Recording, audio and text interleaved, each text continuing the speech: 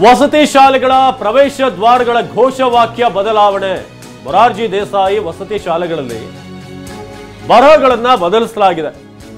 ಜ್ಞಾನ ದೇಗುಲವಿದು ಕೈ ಮುಗಿದು ಒಳಗೆ ಬಾ ಬರಹಕ್ಕೆ ಬ್ರೇಕ್ ಹಾಕಲಾಗಿದೆ. ಅದರ ಬದಲಿಗೆ ಜ್ಞಾನ ದೇಗುಲವಿದು ಧೈರ್ಯವಾಗಿ ಪ್ರಶ್ನಿಸಿ ಅಂತ ಅಲ್ಲಿ ಪೇಂಟ್ ಮಾಡಲಾಗಿದೆ. ಪೇಂಟ್ ನಲ್ಲಿ ಬರೆದಿದ್ದಾರೆ. ವಿಜಯಪುರ ಜಿಲ್ಲೆಯ ಮೊರಾರ್ಜಿ ದೇಸಾಯಿ ವಸತಿ ಶಾಲೆ ರಾಜ್ಯ ಸರ್ಕಾರದ ಸುತ್ತೋಲೆಯಂತೆ ಬರಹ ಬದಲಾವಣೆ ಮಾಡಲಾಗಿದೆ. ವಸತಿ ಶಾಲೆಯ ಪ್ರವೇಶ ದ್ವಾರದಲ್ಲಿ ಇದ್ದಂತ ಬರಹ ಏನು ಇದುವರೆಗಿತ್ತು ಅದನ್ನೆಲ್ಲ ಬದಲಾಯಿಸಿದ್ದಾರೆ. ಈಗ ಮುದ್ದೇಬಿಹಾಳ ತಾಲೂಕಿನ ಗಾಳಪೂಜಿಯ ಶಾಲೆ ಇಲ್ಲಿ ಕೂಡ ಚೇಂಜ್ ಆಗಿದೆ. ಹಾಸ್ಟೆಲ್ ಪ್ರವೇಶ ದ್ವಾರ ಏನಿದೆ ಅಲ್ಲಿ ಬದಲಾಗಿದೆ. ಸಮಾಜ ಕಲ್ಯಾಣ ಇಲಾಖೆಯ ವಸತಿ ಶಾಲೆಗಳಲ್ಲಿ ಬರಹ ಕುವೆಂಪು ಅವರ ಬಹಳ ಪ್ರಸಿದ್ಧವಾದಂತಹ ಲೈನ್ಗಳಿವೆ. ಬಾಗಿಲೊಳು ಕೈ ಮುಗಿದು ಒಳಗೆ ಬಾ ಯಾತ್ರಿಕನೇ, ಶಿಲೆಯಲ್ಲವಿ ಗುಡಿಯು ಕಲೆಯು ಬಲೆಯು ಅನ್ನೋದು. ಹಾಗೇನೆ ಕಂಬನಿಯ ಮಾಲೆಯನ್ನು ಎದೆಯ ಬಟ್ಟಲುಳಿಟ್ಟು ಧನ್ಯತೆಯ ಕುಸುಮಗಳ ಅರ್ಪಿಸಿಲ್ಲಿ ಬಾಗಿಲುಳು ಅನ್ನೋದು. ಅದರಿಂದ ಪ್ರೇರಿತವಾಗಿರುವಂತಹ ಜ್ಞಾನ ದೇಗುಲವಿದು ಧೈರ್ಯವಾಗಿ. ಸತೀಶ್ ಶೂನ್ಯ ಬಂಡವಾಳ ಕೃಷಿಯಿಂದ ಎಕರೆಗೆ 14 ಲಕ್ಷ ಗಳಿಸ್ತಿದ್ದಾರೆ. ನೀವು ಕೂಡ ಅವರಿಂದ ಕಲಿಬೇಕಾ? ಅವ್ರ ಜೊತೆ ವಿಡಿಯೋ ಕಾಲ್ನಲ್ಲಿ ಮಾತಾಡಬೇಕಾ? ಈಗಲೇ ಫ್ರೀಡಮ್ ಆಪ್ ಡೌನ್ಲೋಡ್ ಮಾಡಿ. ಅಂದ್ರೆ ಕೈ ಮುಗಿದು ಒಳಗೆ ಬನ್ನಿ ಅನ್ನೋದು ಹಿಂದೆ ಇದ್ದಂತ ಬರಹ, ಆದ್ರೆ ಈಗ ಅದನ್ನ ಚೇಂಜ್ ಮಾಡಲಾಗಿದೆ. ಧ್ಯೇಯ ವಾಕ್ಯವನ್ನ ಬದಲು ಮಾಡಲಾಗಿದೆ. ಈಗ ಜ್ಞಾನ ದೇಗುಲವಿದು ಧೈರ್ಯವಾಗಿ ಪ್ರಶ್ನಿಸಿ ಅಂತ ಈಗ ಮೊರಾರ್ಜಿ ದೇಸಾಯಿ ಶಾಲೆಗಳಲ್ಲಿ ಕೆಲವೊಂದು ಶಾಲೆಗಳಲ್ಲಿ ಈ ಒಂದು ಬರಹ ಕಂಡು ಬರ್ತಾ ಇದೆ. ನಾವೀಗ ಎರಡು ಫೋಟೋನ ನಿಮಗೆ ತೋರಿಸ್ತಾ ಇದ್ದೀವಿ. ಮುದ್ದೇಬಿಹಾಳ ತಾಲೂಕಿನ ಗಾಳಪೂಜಿಯ ಶಾಲೆ. ಅಲ್ಲಿ ಹಾಗೆ ಹಾಸ್ಟೆಲ್ನಲ್ಲೂ ಕೂಡ ಈ ಹಿಂದಿನ ಬರಹವನ್ನ ಈಗ ಚೇಂಜ್ ಮಾಡಲಾಗಿದೆ. ಸಹಜವಾಗಿ ಮೂಡುವಂತಹ ಪ್ರಶ್ನೆ, ಹಿಂದೆ ಇದ್ದಂಥ ಬರಹದಲ್ಲಿದ್ದಂಥ ಸಮಸ್ಯೆ ಏನು, ಯಾಕೆ ಅದನ್ನು ಬದಲಾಯಿಸೋದಕ್ಕೆ ಏನಾದರೂ ಒಂದು ಜೆನ್ಯೂನ್ ಆದಂಥ ಕಾರಣ ಇರಬೇಕು. ಅದರಲ್ಲಿ ಏನು ಆಕ್ಷೇಪ ಇತ್ತು ಅಥವಾ ಅದಕ್ಕಿಂತ ಇದು ಹೇಗೆ ಬೆಟರ್ ಅನ್ನೋದನ್ನು ಕೂಡ ಯಾರು ಇದನ್ನು ಬದಲಾಯಿಸಿದ್ದಾರೆ ಅವರು ಉತ್ತರಿಸಬೇಕಾಗತ್ತೆ. ನಾವೀಗ ಧ್ಯೇಯ ವಾಕ್ಯವನ್ನು ನೋಡ್ತಾ ಇದ್ದೀವಿ. ಬಹಳ ವರ್ಷಗಳಿಂದ ನಾವು ಕೂಡ ನೋಡ್ತಿರೋ ಹಾಗೆ ಈ ಒಂದು ಬರಹ ಬಹುತೇಕ ಶಾಲೆಗಳಲ್ಲಿ ಇರುತ್ತೆ. ಆದರೆ ಇಲ್ಲಿ ಈಗ ಇದ್ದಕ್ಕಿದ್ದ ಹಾಗೆ ಧೈರ್ಯವಾಗಿ ಪ್ರಶ್ನಿಸಿ ಅಂತ ಚೇಂಜ್ ಮಾಡಿದ್ದಾರೆ.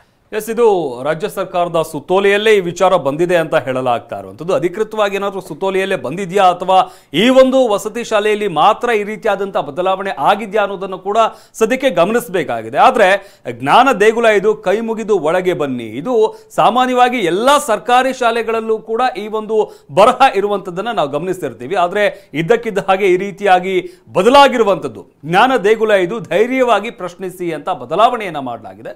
ಬಟ್ ಏನು ಕಾರಣ ಅನ್ನೋದ್ರ ಬಗ್ಗೆ ಸದ್ಯಕ್ಕೆ ಸಂಬಂಧಪಟ್ಟಂತ ಅಧಿಕಾರಿಗಳು ಎಲ್ಲಿ ಇದನ್ನ ಚೇಂಜ್ ಮಾಡಲಾಗಿದೆ ಅವರು ಇದಕ್ಕೆ ಉತ್ತರವನ್ನ ಕೊಡಬೇಕಾಗತ್ತೆ. ಏನಾಗಿದೆ, ಏನು ಸಮಸ್ಯೆ ಆಯಿತು ಅನ್ನೋ ವಿಚಾರಕ್ಕೆ ಸಂಬಂಧಪಟ್ಟಂತೆ. ಆದರೆ ನೀವು ಈಗಾಗಲೇ ಹೇಳಿದಾಗೆ ಅವಿನಾಶ್, ಸರ್ಕಾರದ ಸುತ್ತೋಲೆಯಲ್ಲೇ ಇದೇನಾದ್ರೂ ಇದೆಯಾ ಅನ್ನೋದನ್ನು ಕೂಡ ಗಮನಿಸಬೇಕಾಗಿದೆ. ಇನ್ನು ಪ್ರಶ್ನೆ ಮಾಡಲಿ ಎಂಬ ಉದ್ದೇಶದಿಂದ ಬರಹ ಬದಲಾವಣೆ ಆಗಿದೆ. ಧೈರ್ಯವಾಗಿ ಪ್ರಶ್ನಿಸಿ ಅಂತ ಬರಹ ಬದಲಾವಣೆ ಆಗಿದೆ.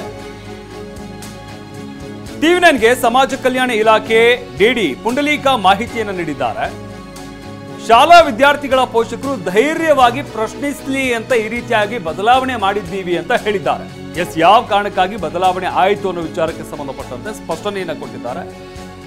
ಪ್ರಶ್ನೆ ಮಾಡಲಿ ಎಂಬ ಉದ್ದೇಶದಿಂದಲೇ ಬರಹವನ್ನ ಬದಲಾವಣೆ ಮಾಡಲಾಗಿದೆ ಅಂತ ಹೇಳಿದ್ದಾರೆ. ಧೈರ್ಯವಾಗಿ ಪ್ರಶ್ನಿಸಲಿ, ಮಕ್ಕಳಿರ್ಬೋದು ಅಥವಾ ಪೋಷಕರಿರ್ಬೋದು, ಏನಾದರೂ ಸಮಸ್ಯೆ ಆದಂತಹ ಸಂದರ್ಭದಲ್ಲಿ ಅದನ್ನ ಪ್ರಶ್ನಿಸಲಿ ಅಂತ ಈ ರೀತಿಯಾಗಿ ಬದಲಾವಣೆ ಮಾಡಿದ್ದೀವಿ ಅಂತ ಡಿಡಿ ಪುಂಡಲೀಕ ಈ ವಿಚಾರಕ್ಕೆ ಸಂಬಂಧಪಟ್ಟಂತೆ ಟಿವಿ9ಗೆ ಮಾಹಿತಿಯನ್ನು ನೀಡಿದ್ದಾರೆ.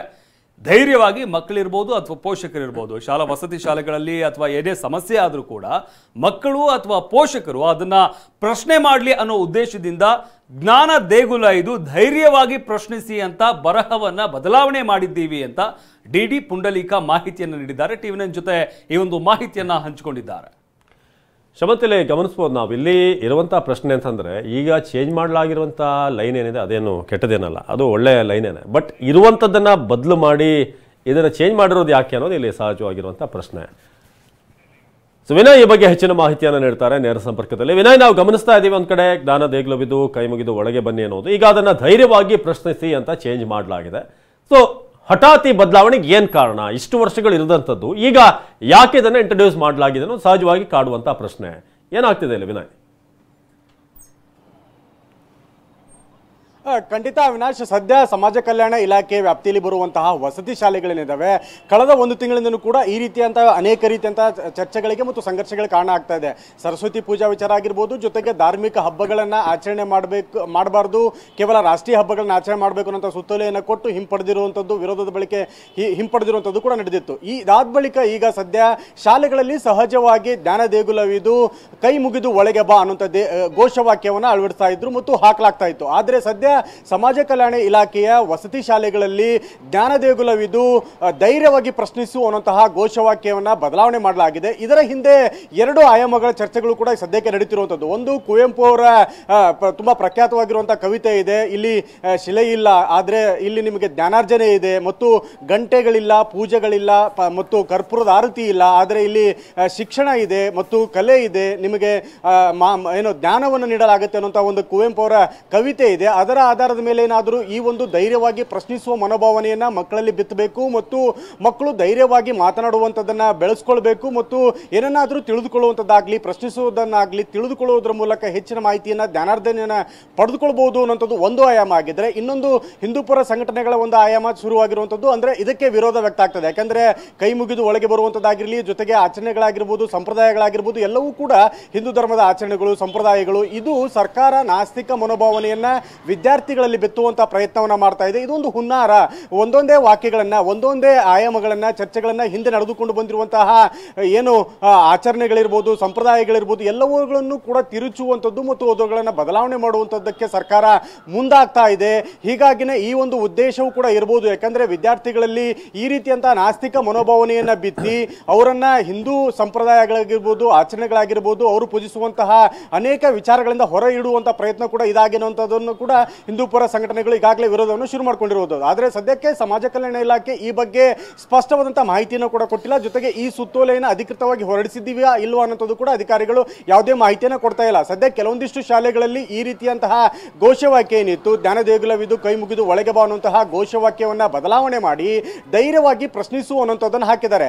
ಒಂದು ಆಯಾಮದಲ್ಲಿ ಕುವೆಂಪು ಅವರ ಕವಿತೆಯನ್ನ ಇನ್ಸ್ಪೈರ್ ಆಗಿ ತೆಗೆದುಕೊಂಡು ಮಕ್ಕಳು ಪ್ರಶ್ನಿಸುವುದನ್ನು ಕಲಿತುಕೊಳ್ಳಿ, ಅಥವಾ ದೇವಾಲಯಗಳಲ್ಲಿ, ಶಾಲೆಗಳಲ್ಲಿ ದೇವಾಲಯಕ್ಕಿಂತಲೂ ಕೂಡ ಹೆಚ್ಚಿನವಾಗಿ ಮಾಹಿತಿ ಸಿಗುತ್ತೆ, ಜ್ಞಾನ ಸಿಗುತ್ತೆ ಅನ್ನುವಂಥದ್ದನ್ನು ಬಿತ್ತುವಂತಹ ಹುನ್ನಾರನ ಅಥವಾ ಪ್ರಯತ್ನನ ಬೇರೆ ಯಾವ ರೀತಿಗೆ ಆಗಿದೆ ಅನ್ನೋದನ್ನ ಸಮಾಜ ಕಲ್ಯಾಣ ಇಲಾಖೆಗಳು, ಅಧಿಕಾರಿಗಳು ಸ್ಪಷ್ಟನೆ ಕೊಡಬೇಕು. ಯಾಕಂದ್ರೆ ಹಿಂದೆಯಿಂದಲೂ ಕೂಡ ನಡೆದುಕೊಂಡು ಬಂದಿದ್ದು, ಜೊತೆಗೆ ಇರುವಂತಹ ಘೋಷವಾಕ್ಯ ಜ್ಞಾನ ದೇಗುಲವಿದು ಕೈ ಮುಗಿದು ಒಳಗೆ ಬಾ ಅನ್ನುವಂಥದ್ದು. ಆದರೆ ಇದರ ಬದಲಾವಣೆ ಹಿಂದೆ ಯಾವ ಉದ್ದೇಶ ಇದೆ ಮತ್ತು ಯಾವ ವಿಚಾರದಲ್ಲಿ ಇದನ್ನು ಬದಲಾವಣೆ ಮಾಡಿದ್ದಾರೆ ಅನ್ನೋದನ್ನು ಕೂಡ ಸ್ಪಷ್ಟಪಡಿಸಬೇಕಾಗುತ್ತೆ. ಆದರೆ ಸದ್ಯಕ್ಕೆ ಈ ಬಗ್ಗೆ ಯಾವುದೇ ರೀತಿಯಂತ ಅಧಿಕೃತವಾದಂತಹ ಸುತ್ತೋಲೆ ಹೊರಡಿಸಿದ್ದೀವಿ ಅಥವಾ ನಾವು ಇದನ್ನೇ ನಾವು ಉದ್ದೇಶಪೂರ್ವಕವಾಗಿ ಅಥವಾ ನಾವು ಸಮಾಜ ಕಲ್ಯಾಣ ಇಲಾಖೆಯಿಂದ ಈ ಮಾಹಿತಿಯನ್ನು ಕೊಟ್ಟಿದ್ದೀವಿ ಅನ್ನೋದು ಕೂಡ ಸ್ಪಷ್ಟವಾಗಿಲ್ಲ. ಅವಿನಾಶ್, ಧನ್ಯವಾದ ಮಾಹಿತಿಗಾಗಿ ವಿನಯ್. ಇದು ಈಗ ಬರಹಕ್ಕೆ ಸಂಬಂಧಪಟ್ಟ ಹಾಗೆ ಇರುವಂತಹ ಗೊಂದಲ. ಇದೊಂದು ಮತ್ತೊಂದು ಆಯಾಮ ಪಡೆಯುವಂತಹ ಸಾಧ್ಯತೆ ಇದೆ ಈಗ ಸುಮಂತ್. ಯಾಕಂದ್ರೆ ಕೈ ಮುಗಿಯೋದು ಮತ್ತೆ ದೇಗುಲ ಅನ್ನೋ ಒಂದು ಪೂಜ್ಯ ಭಾವನೆ ಇದೆಲ್ಲವೂ ಕೂಡ ಹಿಂದೂ ಧರ್ಮದಲ್ಲಿ ಬರುವಂಥದ್ದು. ಇದಕ್ಕೆ ಪರ್ಯಾಯವಾಗಿ ಏನಾದರೂ ಲೈನ್ಗಳು ಬರ್ತಾ ಇದೆಯಾ ಅಂತ